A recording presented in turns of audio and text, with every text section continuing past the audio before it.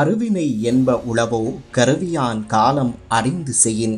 ஒரு நாட்டின் பொருளாதாரத்தை மீட்டெடுப்பது என்பது வெறும் வரிகளை உயர்த்துவதோ மக்களின் தோள்களில் கூடுதல் சுமைகளை ஏற்றுவதோ அல்ல. சரியான நேரத்தில் சரியான திட்டங்களுடன் திறமையான நிர்வாகத்தின் மூலம் வருவாயை அதிகரித்து அதே நேரத்தில் மக்களின் வாழ்க்கை சுமையை குறைப்பதே உண்மையான நல்லாட்சியின் அடையாளமாகும்.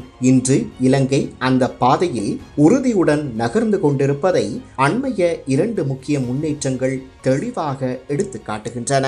சர்வதேச நாணய நிதியம் முன்வைத்திருந்த மேலதிக வரி அறவீடுகள் தற்போதைய சூழ்நிலையில் அவசியமில்லை என்று பிரதியமைச்சர் சதுரங்க அபேசிங்க உறுதிப்படுத்தியிருப்பது அரசின் நிதி மேலாண்மையில் ஏற்பட்டுள்ள முன்னேற்றத்திற்கு வலுவான சான்றாகும். இதற்கு காரணம் புதிய வரிகளை விதித்தலல்ல, இதுவரை வரி செலுத்தாமல் இருந்த பலரை வரி வலையமைப்பிற்குள் கொண்டு வந்து வரி அறவீட்டை திறம்பட மேற்கொண்டதன் மூலம் அரசின் வருவாய் இலக்குகளை விட அதிகமாக உயர்ந்துள்ளது. இதன் தொடர்ச்சியாக அடுத்த ஆண்டில் குறிப்பாக மறைமுக வரிகளை குறைத்து வரி அடித்தளத்தை மேலும் விரிவுபடுத்த அரசாங்கம் திட்டமிட்டுள்ளது. அது மட்டுமல்லாமல் வரவிருக்கும் வரவு செலவு திட்டம் வாழ்க்கை செலவை குறைப்பதையும் சுகாதாரம், கல்வி மற்றும் பொது போக்குவரத்து போன்ற மக்களின் அன்றாட வாழ்வுடன் நேரடியாக தொடர்புடைய துறைகளில் அதிக முதலீடுகளை மேற்கொள்வதையும் மையமாக கொண்டிருப்பதாக அறிவிக்கப்பட்டுள்ளது. உள்நாட்டு நிதி ஒழுங்குமுறை வலுப்பெறும் இந்த நேரத்தில் சர்வதேச அரங்கிலும் இலங்கை தனது நம்பகத்தன்மையை மீண்டும் கட்டியெழுப்பி வருகிறது.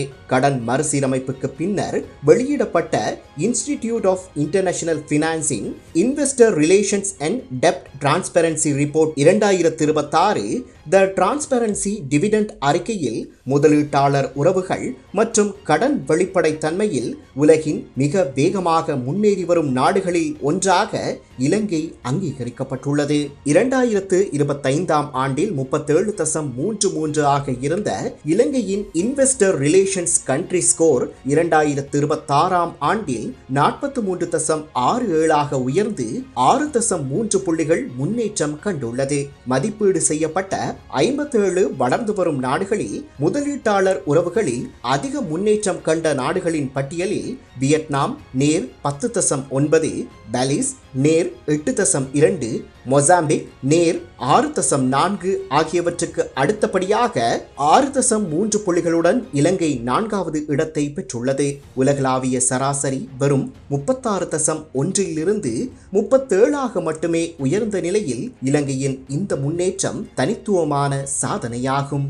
கடன் வெளிப்படைத்தன்மையிலும் இலங்கை குறிப்பிடத்தக்க முன்னேற்றத்தை பதிவு செய்துள்ளது. 2025 ஆண்டில் 19வது இடத்தில் இருந்த நாடு 2026 ஆண்டில் 5வது இடத்திற்கு முன்னேறியுள்ளது. சுற்றுச்சூழல், சமூக மற்றும் நிர்வாக ஆளுகை தொடர்பான தகவல்களை வெளிப்படையாக வெளியிடுதல், கடன் விவரங்களை முறையாக பகிர்தல் மற்றும் சர்வதேச முதலீட்டாளர்களுடன் தொடர்ச்சியான தொடர்புகளை பேணுதல் போன்ற துறைகளில் உலகின் 5வது மிகப்பெரிய முன்னேற்றத்தை இலங்கை பெற்றுள்ளதாக அந்த அறிக்கை குறிப்பிடுகிறது.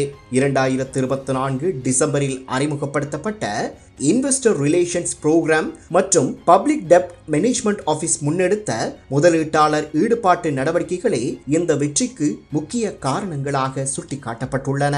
இந்த நேரத்தில் மேலும் ஒரு முக்கியமான சர்வதேச அங்கீகாரமும் இலங்கைக்கு கிடைத்துள்ளது. கடன் மறுசீரமைப்பு வெற்றிகரமாக நிறைவடைந்ததை தொடர்ந்து S&P குளோபல் ரேட்டிங்ஸ் நிறுவனம் இலங்கையின் நீண்டகால வெளிநாட்டு நாணய இறையாண்மை கடன் மதிப்பீட்டை CC+C ஆக நிலையான முன்னோக்குடன் உயர்த்தியுள்ளது. இது சர்வதேச நிதி சந்தைகளுக்கு இலங்கை மீண்டும் நம்பகமான பாதையில் பயணிக்கிறது என்ற வலுவான செய்தியை எடுத்து செல்கிறது. ஒரு காலத்தில் பொருளாதார வீழ்ச்சி, அந்நிய செலாவணி பற்றாக்குறை மற்றும் கடன் நெருக்கடியால் உலகின் கவனத்தை ஈர்த்த இலங்கை இன்று வெளிப்படைத்தன்மை, நிதி ஒழுக்கம், பொறுப்புணர்வு மற்றும் திறமையான நிர்வாகத்தின் மூலம் மீண்டும் உலக முதலீட்டாளர்களின் நம்பிக்கையை வென்றெடுத்து வருகிறது.